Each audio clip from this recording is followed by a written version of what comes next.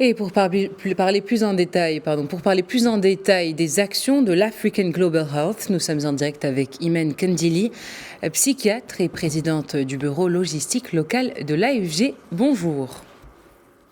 Bonjour. Alors, pour commencer, quelles sont les conclusions de cette conférence scientifique? Alors, l'AGH, l'African Global Health, a tenu sa première conférence de presse afin de poser les jalons du programme 2023. Donc, les principaux objectifs qui ont été tenus hier, ce sont les lignes de conduite d'une dizaine de pays africains du bureau, en fait, qu'on a nommé bureau continental avec les différents ambassadeurs, en sachant que tous les pays africains sont représentés au niveau de l'AGH à travers leurs experts qui, eux, sont ambassadeurs dans chaque pays auprès de leurs politiques et des ministères de la Santé, des ministères responsables, afin de pouvoir mettre main dans la main avec les politiques et mettre en place ces lignes de conduite afro-africaines pour une souveraineté continentale en santé qui pourrait gérer, l'Afrique qui peut gérer par elle-même les prochaines crises ou peut-être même gérer tout simplement une meilleure santé du citoyen ou du citoyen patient africain. Alors, lors de cette conférence, vous avez sûrement évoqué les points clés du programme 2023. Quels sont-ils? Alors, il y a la préparation et le travail, comme vous le savez, au niveau de la conférence de Marrakech qui a réuni 840 personnes et 60 pays. On est sorti avec la déclaration de Marrakech et les recommandations principales, soit 14 recommandations. Cette déclaration de Marrakech est dans la lignée de la préparation de la charte panafricaine de réduction des risques en santé.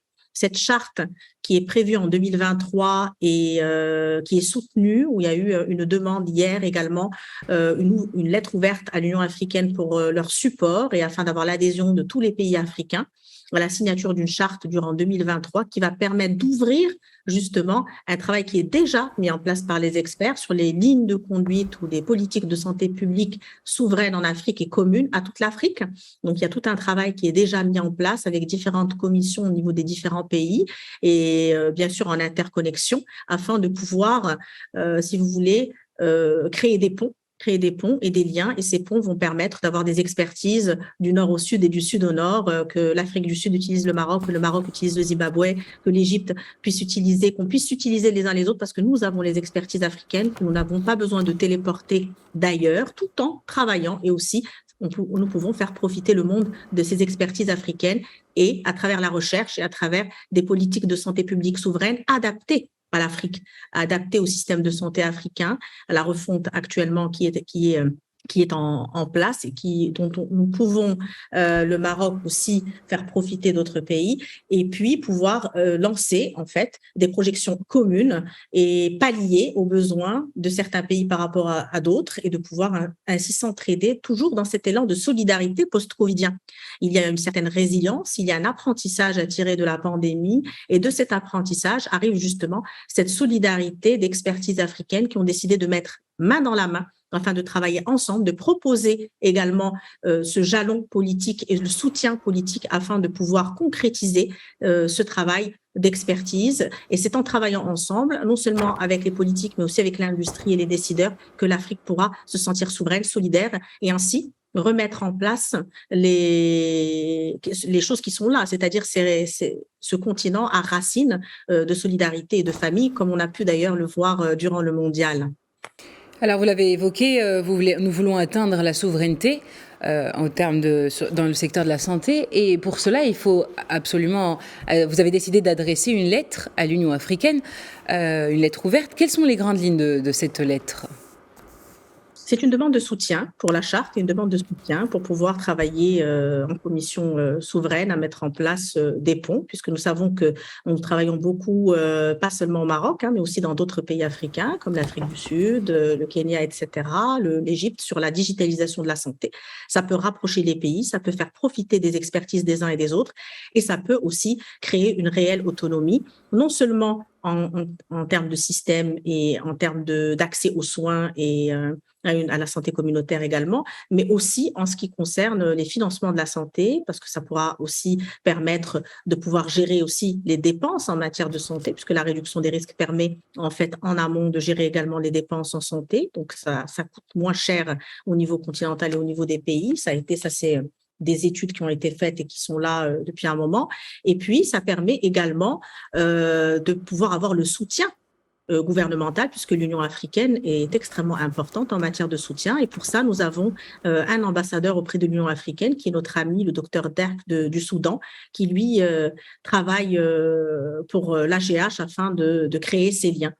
Il y a aussi le lien qui a été demandé avec l'UNESCO, parce que l'UNESCO a un programme sur l'éducation en santé et nous sommes ressortis justement de cette crise covidienne avec le déterminant culture et éducation. La culture est un déterminant de santé, puisque nous avons vu comment en Afrique, on a pu gérer et avoir moins de cas qu'ailleurs, et qu'il y a eu cette responsabilisation solidaire des populations malgré certains besoins pour certains pays qui sont difficiles. On est toujours en train de travailler dans certains pays à la vaccination, même si le Maroc ou d'autres pays comme le Rwanda ont été leaders en matière de vaccination, d'où le but justement de créer les liens et de pouvoir arriver à un minimum syndical et un plus syndical pour toute l'Afrique.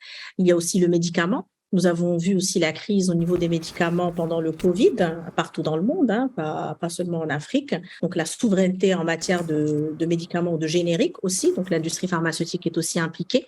Donc, je pense que différentes entités sont intéressées, que l'African Global Health est fédératrice. La santé n'est pas une affaire seulement de médecins ou seulement de décideurs en santé, c'est l'affaire de tous, par tous. Aujourd'hui, c'est un étendard civique, c'est un étendard que nous dressons, je pense, de manière humaine, tous dans le monde, puisque sans santé, il n'y a absolument rien, nous le savons.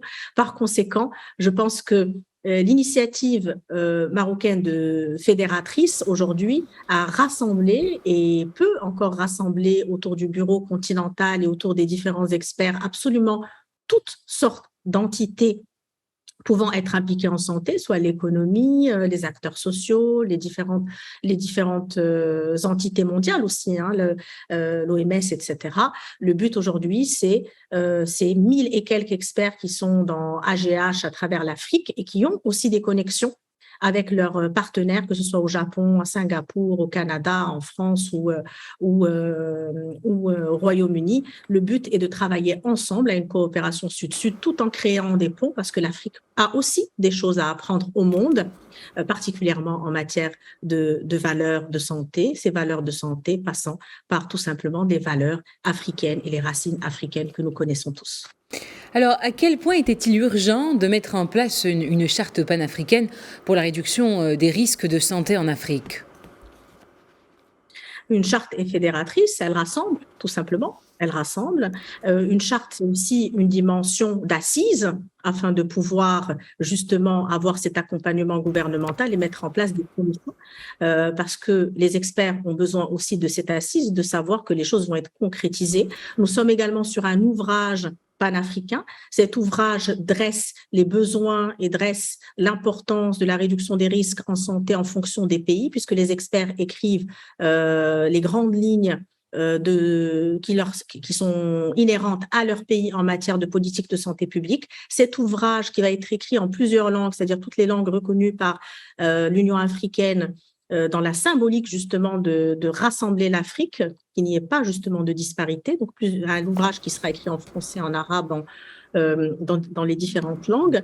L'important, c'est de pouvoir justement, et dans la symbolique humaniste, et dans l'expertise, et dans le rassemblement politique, de mettre main dans la main. C'est cette résilience post-covidienne qu'il est important aujourd'hui d'asseoir. Une charte est une charte de ligne de conduite, c'est une charte d'ouverture sur le monde, et c'est une charte de lien entre les pays africains afin de s'entraider pour la santé africaine et le citoyen patient africain. C'est-à-dire que sortir de l'idée du citoyen malade pour passer au citoyen patient responsable, et au lieu de soigner des maladies, tout simplement réduire le risque d'arriver à ces maladies et par conséquent de devoir coûter cher d'un point de vue gouvernemental, non pas seulement d'un point de vue financier en matière de santé, mais l'humain est extrêmement important. Et quand il y a un fonctionnement qui est touché avec tout ce qui est inhérent à la santé mentale, à l'implication sociale, à la réinsertion, à la réhabilitation, ce sont des humains qui souffrent.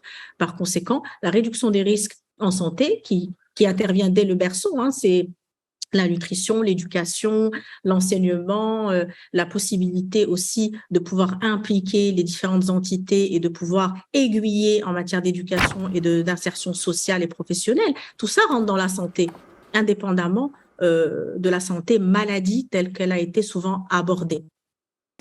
Eh bien, merci, docteur Imen Kendili. Vous êtes psychiatre et présidente du bureau logistique local de l'African Global Health. Merci pour ces précisions. Merci à vous de votre intérêt.